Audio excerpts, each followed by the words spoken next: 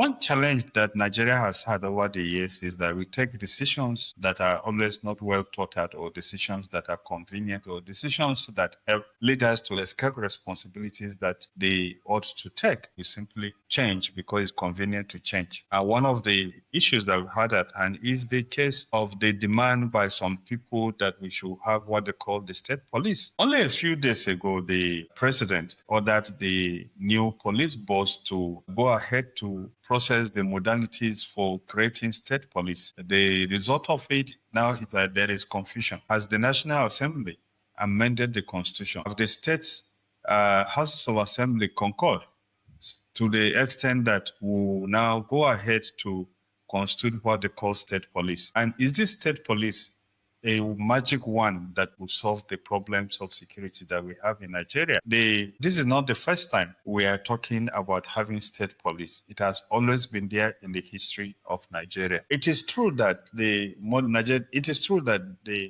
Nigerian police force was created after the amalgamation of the northern and southern protectorates and the coming together of the police force of the south and the north. And this created a national force that coexisted in the past with subnational police structure in the western region and the native authority system in northern Nigeria. In the 1950s, there were constitutional debates around federalism itself. The underlying issue was whether Nigeria's emerging federation could leave coercive power, especially policing, concentrated at the center or shared with regions. In 1951, the Macpherson Constitution deepened regional autonomy, which strengthened the argument that regions responsible for law and order should also control instruments of policing. The crisis of federal restructuring sharpened regionalist thinking. In the years that followed, the Western regions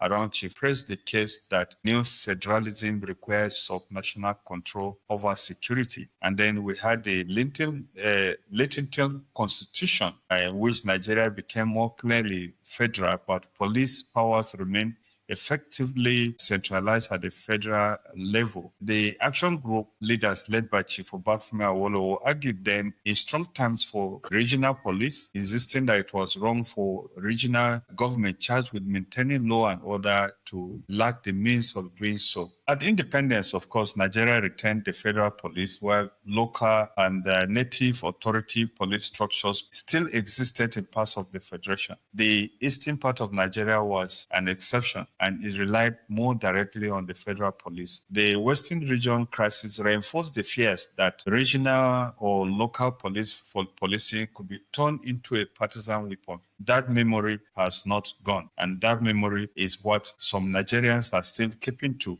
The Eastern region in 1965 moved towards creating its own police structure, but the initiative was not implemented before the military takeover. After the coup and at the onset of the military rule, the police forces in northern Nigeria and western Nigeria were disbanded.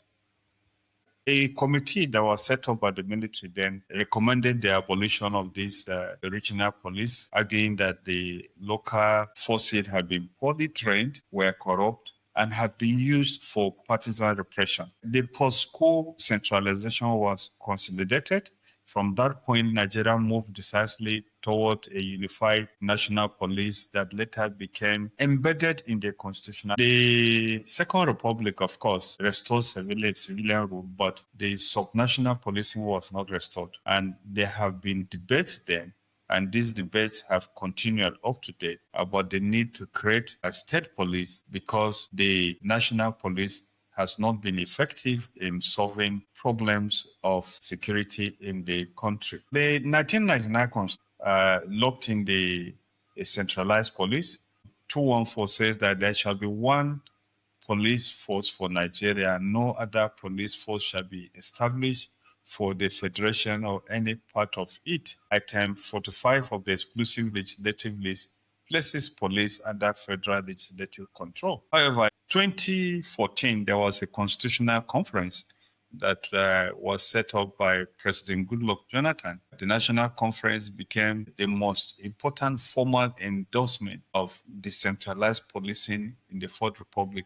The conference recommended a federal police and a state police for states that want it, and recommended that Section 214 should accordingly be amended. However, this has not happened. There have been calls in the past for an amendment to that section of the Constitution, but those amendments have failed. And today we have one of the highest endorsement of the state police coming from President Bola Ahmed Tinubu. But how does that actually pan out? There are many difficulties in trying to comprehend and understand what President Bola Ahmed Tinubu wants to do.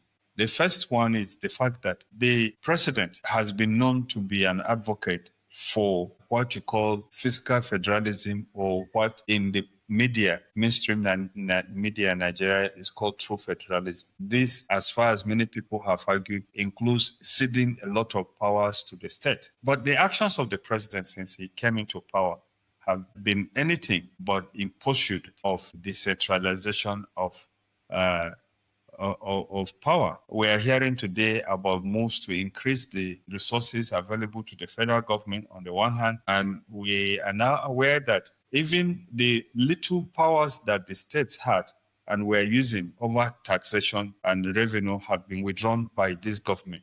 Today, this government has created what they call a Nigerian Revenue Service that will collect all the taxes from every part of the country. And this centralization of financing goes contrary now to creating state policies or allowing states to create state policies. I'm not an advocate of having state police. I believe that it's possible to have state police under certain clearly defined and refined conditions, procedures, and legislation that clearly allows what the state police can do and what the state police cannot do. Secondly, I've always believed, and I've argued, that the problem the Nigerian police today is not just the fact that it is controlled by the federal government. It is also because the police is too big, too centralized to be effective. Our police system was put for us by the colonial authorities. We inherited what you call Inspector General of Police from the British. But today, if you go to the United Kingdom, there is no position called Inspector General of Police. What you have different types of police that do different types of things, and you cannot move from one jurisdiction to another and have powers there. Let me make it clearer. You have police that may be funded centrally, but have different reporting lines. You have the Metropolitan Police, London Metropolitan Police. You have police in other towns, and the London Metropolitan Police does not have jurisdiction in the police that is happening in Manchester, for instance. They have to work with the police in Manchester, even though they are centrally funded by the British government under different types of arrangements. Secondly, you do not have a traffic police in the United Kingdom going to do the work of other police. And the fact that you are a policeman in charge of crime does not give you power to come and start doing traffic work. Those things are designated, they have different reporting lines, and you do not have one person controlling 300 or 400,000 personnel as the Nigerian police today, as the Inspector General Police today does. The result of it in Nigeria is that you have policemen that are doing VIP jobs, sometimes get involved in going to extort, become debt collectors, or go to take revenge on people that may have offended their bosses or the people they are protecting.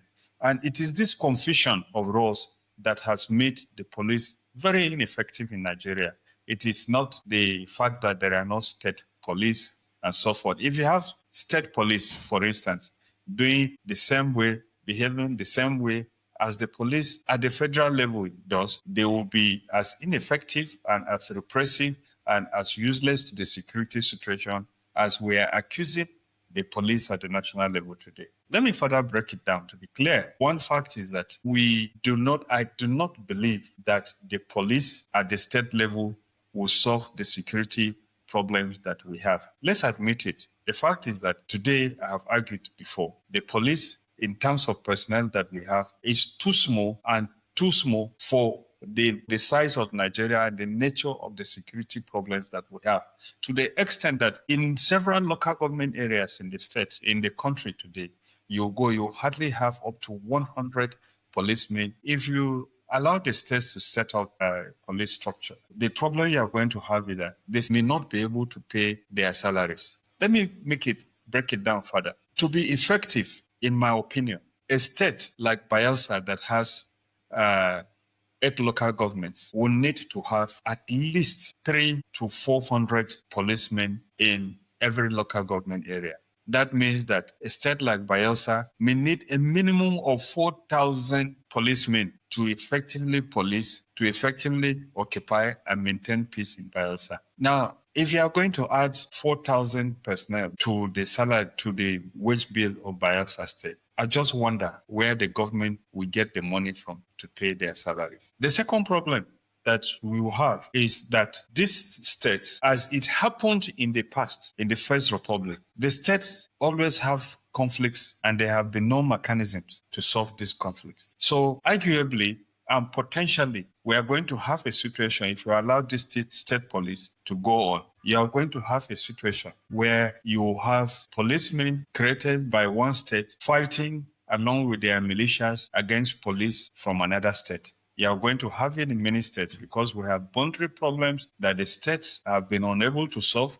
We have problems between communities, and all these issues are factors which we need to look into. And to be sure, and of course, we should not forget the fact that as it is today, the police is ineffective because the police arguably are not well paid, they are not well trained. Now, adding people that are not well paid, people that are not well trained to the police does not bring about safety, it brings confusion and create room for these violent non-state actors to use the uniforms of a neighboring state to go and attack another state, multiplying the problems that we have. And finally, we need to look at the fact that the President Bola Ahmed Tinubu, said that the buck stops on the table of the president when it comes to security. What has changed that the president is now asking the states to take over problems that the states cannot and will not be able to solve? To be clear, the current security challenges are beyond the power and capability of any state government. If our military are being overwhelmed, is it the police that are not well trained, that will eventually not be well trained, will not be properly trained and funded, that would solve the advance of violent non-state actors around the country? We need to think properly.